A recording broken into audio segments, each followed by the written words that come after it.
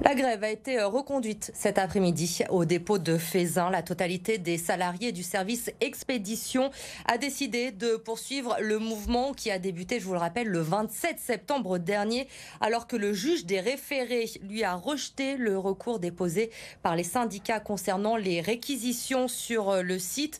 Il y en a eu une dizaine encore aujourd'hui. Résultat, très peu d'impact finalement au dépôt qui fonctionne presque normalement aujourd'hui sur place. Angie Loata. Si on compte les camions, alors non pas pour tuer l'ennui, mais tout simplement pour vérifier l'impact de cette grève, on se rend compte effectivement que le site fonctionne de manière presque classique. Mon collègue Dominique Marie, qui est ici depuis très tôt ce matin, on a compté une centaine depuis ce matin. Il faut savoir qu'en temps normal, c'est environ 250 camions qui sortent du carburant depuis ce dépôt de Feyzin. Une centaine à la mi-journée, probablement environ 200 à la fin de la journée. Donc effectivement, impact très limité. Pour autant, vous l'avez dit, ces réquisitions se poursuivent. On est passé au début de la semaine de 7 salariés réquisitionnés par jour à environ une dizaine aujourd'hui. Cela signifie bien, que la préfecture insiste et veut que ces réquisitions se fassent. Pourtant, il y a toujours des revendications de la part des syndicats. Alors, elles ne sont plus vraisemblablement sur les salaires, mais plus au niveau local, en négociation directe avec la direction du site de Feyzin. La CGT réclame notamment de meilleures conditions de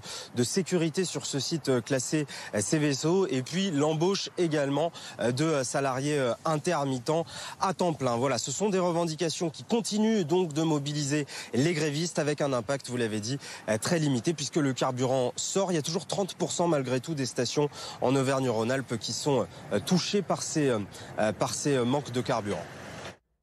Attention, si vous comptez prendre le Rhône Express demain pour vous rendre à l'aéroport, le trafic sera perturbé par un mouvement social.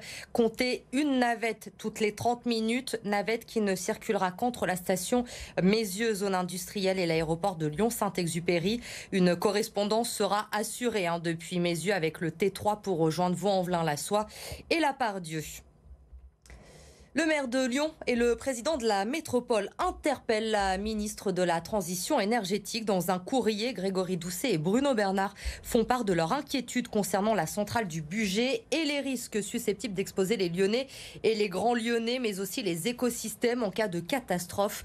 Les deux élus qui sont contre la possible implantation d'une paire de réacteurs nucléaires de nouvelle génération sur ce site. L'an dernier déjà, les écologistes lyonnais avaient demandé l'arrêt définitif de la centrale du Bugey avant 2024.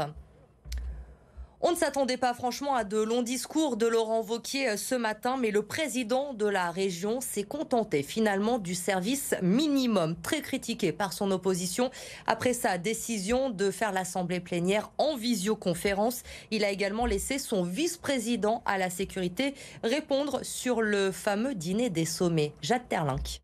Donc merci à tout le monde de bien couper ses micros. Des élus tous derrière leur écran pour l'assemblée plénière de la région, mais aussi les journalistes pour la conférence de presse en visio. Des rendez-vous à distance qui passent mal du côté de l'opposition. Elle avait déposé un référé contre cette décision. Mais Laurent Wauquiez se défend.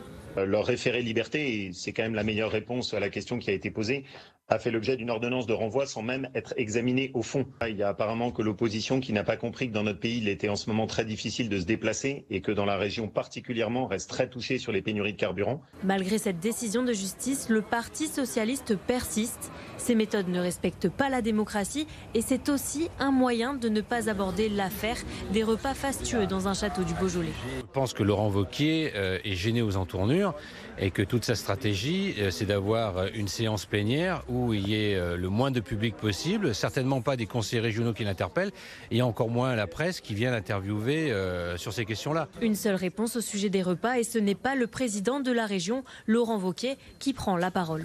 C'est des dizaines d'acteurs majeurs de notre région dans l'économie, dans l'environnement, dans la culture, dans le sport.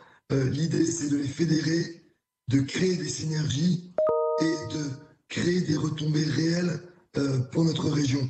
Et lorsque les journalistes relancent après 1 minute 30 de questions-réponses sur ce sujet. Ok, parfait. Merci à tout le monde. Alors, Bérangère, bonjour France 3, j'ai une question supplémentaire si possible. Merci. Merci à tous, bon courage et on se retrouve pour l'Assemblée permanente. Merci beaucoup. Reste à savoir si la prochaine Assemblée plénière du 15 et 16 décembre se tiendra elle aussi en visioconférence ou cette fois en présentiel. En bref, les suites du parricide dans le 5e arrondissement à Lyon en début de semaine. L'homme qui a tué son père avec un pied de biche et un couteau a été mis en examen pour chef d'homicide volontaire sur ascendant. Il a été placé en détention provisoire. L'homme âgé d'une 50aine d'années a expliqué avoir agi pour protéger sa mère des violences à répétition de son père. C'est une entreprise pas tout à fait comme les autres. Un restaurant, boutique et traiteur a décidé d'allier le bio et le social depuis sa création il y a 2 ans. Des jeunes en situation de handicap sont formés au métier de la vente, du service et de la cuisine. Clémence Delarbre. C'est un travail qu'Even adore. S'affairer en cuisine, s'occuper de la plonge. Le jeune homme de 22 ans est tout simplement dans son élément. J'adore faire un peu de nettoyage, rendre les ustensiles nickel, propres, et les ranger correctement. Atteint de troubles cognitifs, il a trouvé ici un environnement bienveillant et patient qui lui a permis d'évoluer, au point d'obtenir son diplôme d'agent polyvalent de restauration il y a quelques jours. À partir du moment où on est sécurisant et qu'eux se sentent à l'aise, ils sont même surmotivés. Ils arrivent, ils ont la banane, ils sont motivés, ils ont vraiment envie. Et donc ça, c'est un vrai plaisir. Comme lui, ils sont 2 à avoir obtenu ce diplôme, une reconnaissance professionnelle qui leur permettra de travailler dans d'autres cuisines d'ici quelques mois. Ils sont salariés chez nous, ils sont formés en travaillant pendant 24 mois. Et là, les 2 qui vont sortir en juin 2023. Là, on commence le travail, je me présente, j'ai des CV et on va faire des temps d'immersion auprès de structures de la restauration. Un lieu de formation pour la restauration, mais aussi la vente, la livraison ou encore le service à table. Un concept original qui séduit les clients. Le fait que tout le monde puisse travailler, c'est super. Et en formation également. Et en plus, c'est très bon. Le personnel est très gentil. Il n'y a pas de différence à voir. À terme, Capucine et Gaston aimeraient s'agrandir et implanter des boutiques dans le centre-ville de Lyon pour pouvoir accueillir encore plus de jeunes en situation de handicap. Il y a 3 ans, ouvrait la Cité internationale de la gastronomie à Lyon, mais le concept n'avait pas trouvé son public. Donc 9 mois après, c'était déjà l'heure de la fermeture, mais une fermeture temporaire finalement, Lauriane Pellao, puisqu'elle revient avec un tout nouveau projet. Et oui, les équipes sont reparties de zéro pour cette nouvelle Cité de la gastronomie. On retrouve donc 3 expositions pour cette réouverture. Une sur le groupe Seb, la société lyonnaise fabricante d'objets d'équipement de cuisine. Une sur les arts de la table et enfin une qui s'intitule Banquet. On peut y découvrir des conseils cuisine, comment utiliser les ustensiles. C'est interactif, donc on peut aussi expérimenter, apprendre à battre une crème, à étaler une pâte ou encore faire sa pièce montée, décorer une table. Et puis tous les jeudis soirs, la Cité va organiser, programmer des conférences, des débats, des démonstrations de cuisine avec dégustation. Et ce sera sur inscription, des ateliers qui seront destinés aussi bien aux visiteurs qu'aux artisans et producteurs locaux. Écoutez Régis Marcon, chef 3 étoiles, membre fondateur de la Cité de la gastronomie. Alors, résumer la Cité de la gastronomie à des expos, je trouve ça serait régressif. Je parlais de la table tout à l'heure, c'est un lieu où on rassemble tout ce qui compose à la fois le monde de l'agriculture, à la fois tous les métiers de bouche, les diocésanes sur Lyon et la région Auvergne-Rhône-Alpes, et bien sûr tous les experts dans le domaine de la nutrition, parce que c'est quand même le thème fort de cette cité, santé, nutrition et gastronomie. Et cette fois, Lauriane, la métropole a décidé d'investir elle aussi dans ce projet. Oui, ce sera à plus d'1 million d'euros par an pour renouveler les expositions et événements. L'objectif, c'est de ne pas connaître l'échec de la première version. Et sachez que pendant 1 mois, vous pourrez aller gratuitement à la Cité de la gastronomie. Après, le prix d'entrée sera de 7 euros. C'est 5 euros de moins par rapport à avant et ce sera gratuit si vous êtes mineur. Merci Lauriane. Rendez-vous donc à partir de demain au Grand Hôtel Dieu pour découvrir cette nouvelle Cité internationale de la gastronomie. À 2 jours d'affronter Montpellier, Laurent Blanc était en conférence de presse aujourd'hui et le nouvel entraîneur de l'OL est revenu sur la défaite à Rennes la semaine dernière en rappelant que l'urgence était de prendre des points. Il reste 4 matchs avant la trêve de la Coupe du Monde. Il a été interrogé aussi sur les problèmes défensifs de son équipe. L'OL a encaissé 15 buts en 11 journées. Écoutez-le au micro d'Édouard G. On a une défense jeune. Jeune. Je dis pas très jeune, je dis jeune. On a des joueurs qui ont 19 ans, 18 ans et 21 ans sur les 5. C'est jeune. Donc il faut qu'ils apprennent, mais il faut qu'ils apprennent vite. Des fois, à cet âge-là, vous apprenez, mais vous jouez en réserve. Donc vous avez, je ne dis pas le temps d'apprendre, mais un peu. Là, ils jouent en pro. Donc, et dans un club comme Lyon. Donc il faut qu'ils apprennent très vite. La météo. C'est la météo avec B&B Hôtel. Et ça, le bonheur de Max. Qui sait qu'il sera toujours le bienvenu dans son B&B Hôtel favori. Détendez-vous en regardant la météo confortablement installée avec le Stressless Store, cours de la Liberté à Lyon.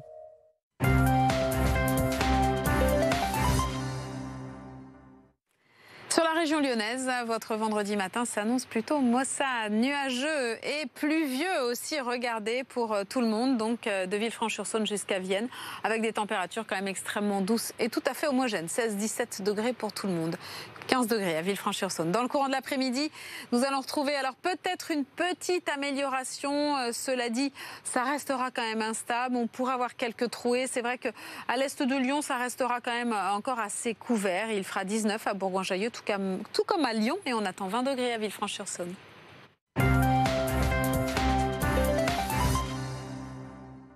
C'était la météo avec le Stressless Store, cours de la Liberté à Lyon. Découvrez le confort unique des fauteuils et canapés Stressless dans votre magasin. C'était la météo avec B&B Hôtel. Et ça, la bonne humeur de Max. Pour qui il fera toujours beau chez B&B Hôtel. Reste avec nous. Bonsoir Lyon, on revient dans un instant. À tout de suite.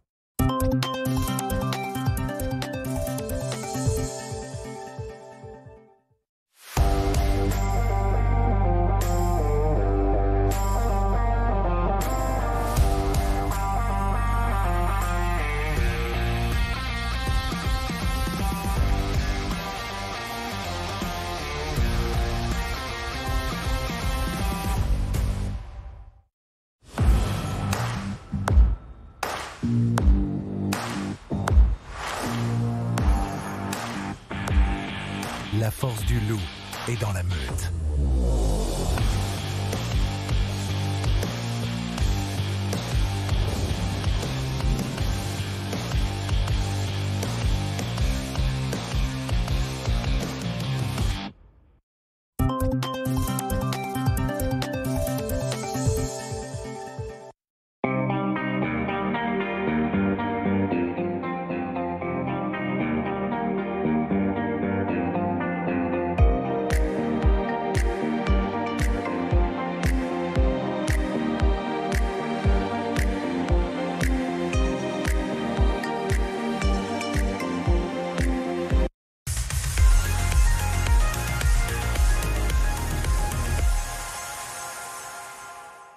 La suite de Bonsoir Lyon, soyez les bienvenus. Dans un instant, mon invité ce soir, Raymond Lemoigne, c'est le directeur général des Hospices Civils de Lyon.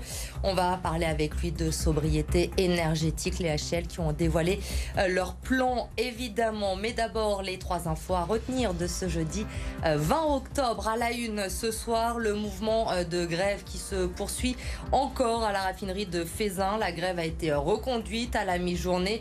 Le dépôt mouvement depuis le 27 septembre dernier. L'impact est quasi nul cependant de cette grève puisqu'il y a des réquisitions, vous le savez, depuis le début de la semaine. Résultat, les camions-citernes peuvent sortir du dépôt pour approvisionner les stations-service de la région. Ambiance tendue également ce matin à la région, au siège de la région Auvergne-Rhône-Alpes. Tout s'est passé à travers un écran. Conférence de presse en visio, assemblée plénière en visio également et un Laurent Wauquiez qui n'avait visiblement pas très envie de s'expliquer, que ce soit face à son opposition ou face à la presse. Vous le verrez dans notre prochain journal. Et puis après un faux départ en 2020, la Cité internationale de la gastronomie rouvre ses portes au sein du Grand Hôtel Dieu et pour fêter l'événement, dès demain, vous pourrez découvrir 3 nouvelles expositions à consommer sans modération.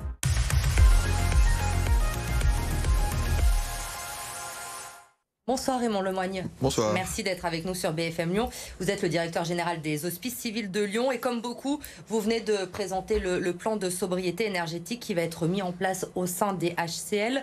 L'objectif, c'est de faire baisser la consommation de 10% d'ici 2024. Quelles mesures d'abord prenez-vous à court terme dans l'immédiat ? Donc les Hospices civils de Lyon conduisent un plan de sobriété énergétique comme toutes les entreprises, comme toutes les administrations publiques. Ça ne veut pas dire qu'on ne faisait pas de la sobriété énergétique jusqu'à présent, c'était juste parce que pour des chiffres des fois qu'on ne dit pas assez, par exemple, les Hospices civils de Lyon consomment déjà 38% d'énergie renouvelable. En 10 ans, la consommation d'eau aux Hospices civils de Lyon avait été diminuée de 30%. Là, pourquoi fallait-il agir maintenant? Parce que, il y a un risque de rupture d'approvisionnement énergétique. Les Français le savent, c'est un problème occidental. Et il y a un risque, évidemment, d'inflation considérable sur les coûts énergétiques. Alors, le plan de sobriété énergétique, les mesures les plus urgentes sont les secteurs tertiaires de l'hôpital, c'est-à-dire les locaux qui sont plutôt occupés par les techniciens, les personnels administratifs, on va passer à 19 degrés. On va réviser toutes les conditions de mise en veille de nos locaux informatiques.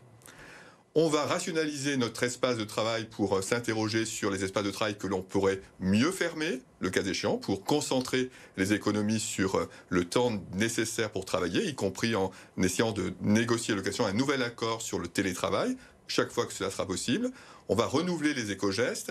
Et il y a une mesure importante pour nos concitoyens, c'est-à-dire que les hôpitaux de la Croix-Rousse et de Dugoujon vont passer au réseau urbain d'eau chaude, ce qui va permettre évidemment d'améliorer et de diminuer les dépenses d'énergie des Hospices civils de Lyon. Voilà 5 grandes mesures, plus des gestes d'éco-soins que l'on va pouvoir essayer de diffuser à nos personnels. Vous évoquiez l'importance des énergies renouvelables. Hier, Guilhem Armanet, président de l'Agence française du gaz en Auvergne-Rhône-Alpes, était justement à votre place sur ce plateau pour nous parler du biogaz et de l'objectif neutralité carbone en 2050. Aujourd'hui, c'est nécessaire, on ne peut pas y échapper. Il faut aller vers ces énergies. Oui. Et les Hospices de Lyon, d'ailleurs, comme Gaz de France, va devoir lui aussi actualiser son bilan carbone. Le bilan carbone des Hospices de Lyon, c'est ce que l'on consomme en direct, mais c'est aussi le cas échéant. Et donc, c'est en 2023, on va être l'un des premiers hôpitaux en France